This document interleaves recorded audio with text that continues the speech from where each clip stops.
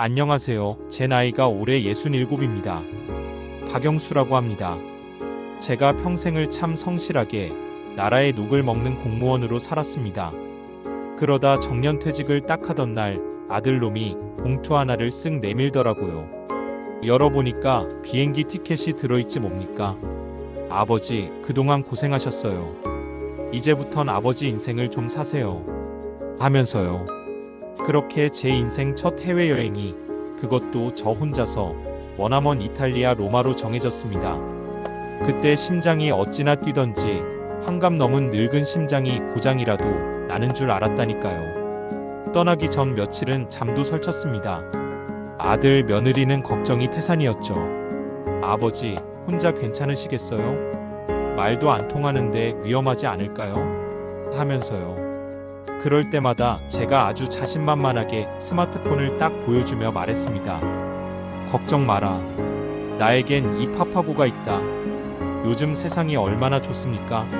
이 파파고라는 물건만 있으면 세상 어디든 못 갈 곳이 없다고들 하잖아요. 제가 그래서 실례합니다. 화장실이 어디죠? 이거 얼마예요? 이 같은 문장들을 밤낮으로 연습했습니다. 이탈리아어? 그거 뭐 별거 있겠나 싶었죠. 내 손짓 발짓에 이 문명의 이기만 더하면 의사소통은 전혀 문제없을 거라고 아주 단단히 믿었습니다. 로마, 콜로세움, 젤라토. 제 젊은 시절의 로망이 드디어 눈앞에 펼쳐지겠구나 하고 잔뜩 부풀어 있었죠. 그래요. 바로 그 대형 사건이 터지기 전까지는요. 10시간이 넘게 날아서 로마 공항에 딱 내렸는데 와, 이건 뭐 시작부터 정신이 하나도 없는 겁니다. 공항은 어찌나 넓은지 거대한 미로 같았고 사방에서 들려오는 이탈리아어는 꼭 외계인들이 웅웅거리는 소리 같았어요. 첫 번째 관문이 바로 택시 잡기였습니다. 저는 준비한 대로 당당하게 파파고에 미리 저장해둔 콜로세움 근처 호텔로 가주세요라는 문장을 택시 기사에게 보여줬죠.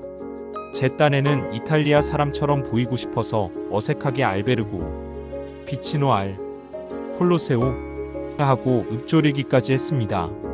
인상 좋아 보이는 택시 기사 아저씨가 제 스마트폰 화면이랑 제 얼굴을 몇 번 번갈아 보더니 고개를 갸웃갸웃해요. 그러더니 알 수 없는 이탈리아어로 막 폭풍처럼 쏟아내는데 파파고에 대고 말해달라고 손짓 발짓을 해도 그냥 어깨만 으쓱하고는 오케이 콜로세오를 외치더라고요. 뭐 콜로세움만 알아들었으면 됐지 싶었습니다. 조금 불안했지만 창밖으로 보이는 로마 풍경에 취해서 금방 잊어버렸죠. 그런데 이 양반이 저를 콜로세움 호텔이 아니라 진짜 콜로세움 정문 앞에 떡하니 내려주는 겁니다. 호텔로 가달랬지 콜로세움 구경시켜달라고 한 게 아닌데 말이죠. 무거운 캐리어를 끌고 땀을 뻘뻘 흘리면서 주변을 헤맸습니다. 구글 지도를 켜봐도 로마 골목길이라는 게 거미줄처럼 얽혀 있어서 도무지 방향을 잡을 수가 없었어요. 결국 지나가는 젊은 아가씨에게 호텔 바우처를 보여주며 겨우 길을 물어봤는데 제가 완전히 반대 방향으로 걷고 있었다지 뭡니까? 첫 판부터 아주 진땀 빼는 신고식이었습니다. 겨우겨우 호텔을 찾아갔는데 거기서도 끝이 아니었어요. 방키를 주는데 무슨 얇은 카드 한 장을 주더라고요. 이걸 문에다 아무리 대봐도 계속 빨간 불만 들어오고 문이 안 열리는 거예요. 한 5분을 낑낑대다가 결국 다른 손님이 와서 삑 소리가 날 때까지 대고 있어야 열린다고 알려줘서 겨우 들어갔습니다. 방에 들어가서도 불은 어떻게 켜는 건지 화장실 물은 어떻게 내리는 건지 한참을 헤맸네요. 아무튼 그렇게 우여곡절 끝에 짐을 풀고 나니 배가 너무 고팠습니다. 로마에 왔으니 근사한 저녁을 먹어야겠다 싶어서 현지인들이 많이 간다는 트라스테베레의 한 작은 식당에 자리를 잡았죠.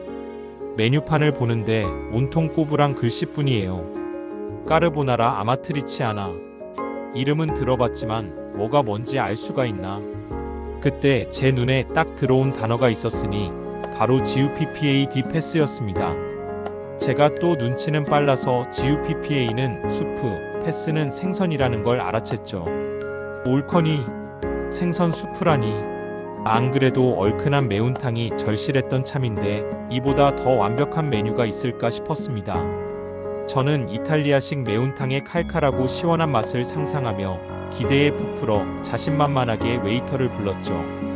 우노어노 주파 디페시에 메뉴판을 당당하게 손가락으로 가리키니까 웨이터가 시뇨레네 손님 하면서 유쾌하게 주문을 받아가더라고요. 잠시 후에 김이 모락모락 나는 커다란 냄비가 제 앞에 놓였습니다.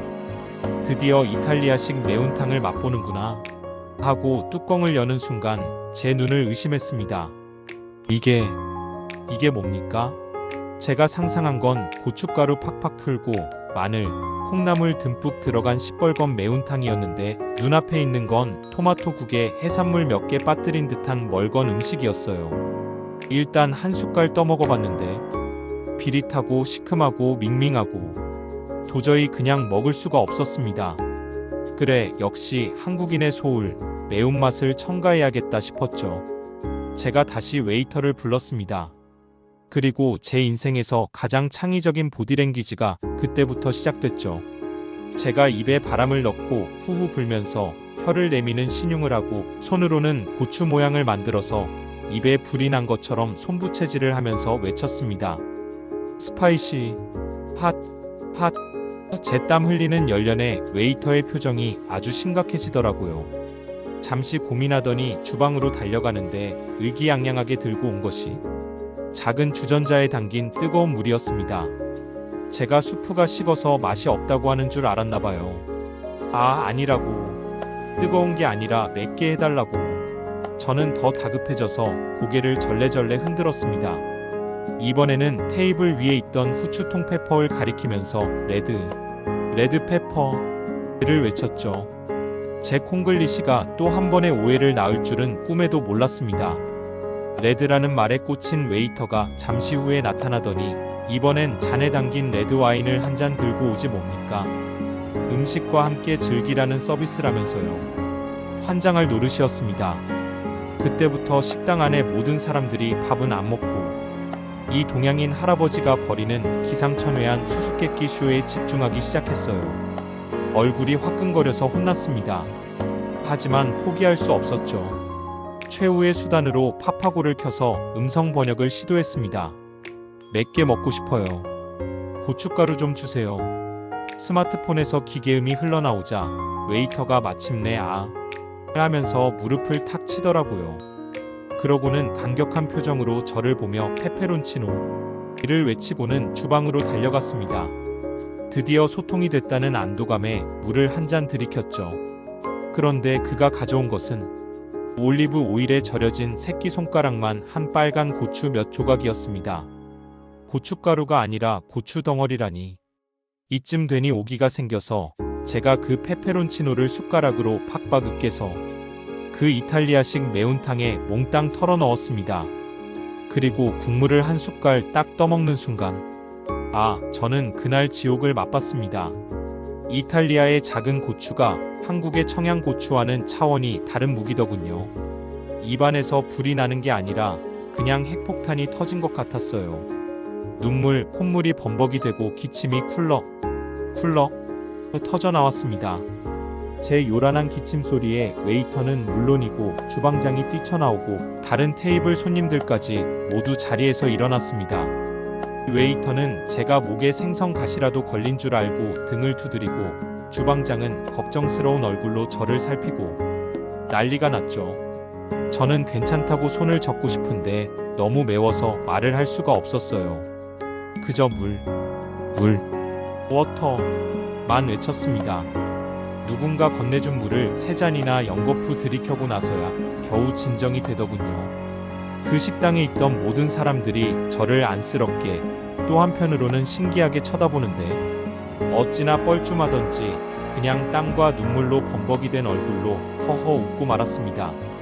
결국 그날 저녁은 서비스로 받은 레드와인과 식전빵으로 대충 배를 채워야 했습니다. 창피함에 얼굴이 화끈거렸지만 이상하게도 자꾸 웃음이 났어요. 말이 안 통해서 생긴 이 황당한 소동이야말로 여행이 주는 낯선 즐거움이 아닐까 하는 생각이 들더라고요. 다음 날에는 트레비 분수를 찾아가려다 길을 잃었습니다. 이번에는 파파고 대신 직접 물어보기로 하고 지나가는 신사분에게 다가가 트레비 분수처럼 손으로 동전을 던지는 신용을 했죠. 워터, 코인, 퐁당 하고요. 그랬더니 그 신사분이 제 어깨를 툭툭 치며 아주 안쓰럽다는 표정으로 제 손에 이류로 동전을 쥐어주시지 뭡니까? 저를 분수 찾는 관광객이 아니라 동전 구걸하는 사람으로 본 거죠. 헛웃음이 터져 나왔습니다. 어설픈 보디랭귀지는 때로 구걸이 되기도 한다는 걸 67에 처음 깨달았네요. 결국 저는 그 1유로로 젤라토를 사 먹었습니다. 길 잃은 놈에게 베푼 이름 모를 신사의 적선으로 맛본 젤라토는 그 어떤 고급 식당의 디저트보다 달콤했습니다. 여행 마지막 날 제가 오기가 생겨서 그 매운탕집에 다시 찾아갔습니다. 웨이터가 저를 보자마자 화들짝 놀라며 경계하는 눈치더라고요. 저는 웃으면서 파파고에 미리 번역해둔 문장을 보여줬습니다. 지난번엔 죄송했습니다. 당신의 음식은 정말 맛있었어요. 저의 실수였습니다. 웨이터가 그 문장을 읽더니 이내 활짝 웃으며 제 등을 툭 치더라고요. 그러고는 서비스라며 에스프레소 한 잔을 건네주는데 말은 한마디도 통하지 않았지만 우리는 분명 마음으로 대화하고 있었습니다. 결국 제 첫 로마 여행은 이렇게 완벽한 계획도 유창한 언어 실력도 없이 실수투성이로 끝이 났습니다. 길을 잃고 음식을 잘못 주문하고 온갖 오해 속에서 허둥댔죠. 하지만 저는 그 어떤 여행객보다 더 많은 것을 얻었다고 생각합니다.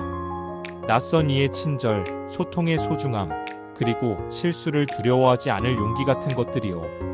파파고가 길은 알려줄 수 있어도 길 위에서 만나는 사람의 온기까지 번역해주지는 못하더라고요. 어쩌면 진짜 여행이란 건 번역기 너머의 세상과 이렇게 맨몸으로 부딪힐 때 비로소 시작되는 건지도 모르겠습니다. 이제 두 번째 여행을 한번 계획해 볼까 합니다. 다음엔 또 어떤 황당하고 재미난 일이 저를 기다리고 있을까요? 벌써부터 가슴이 막 뛰네요.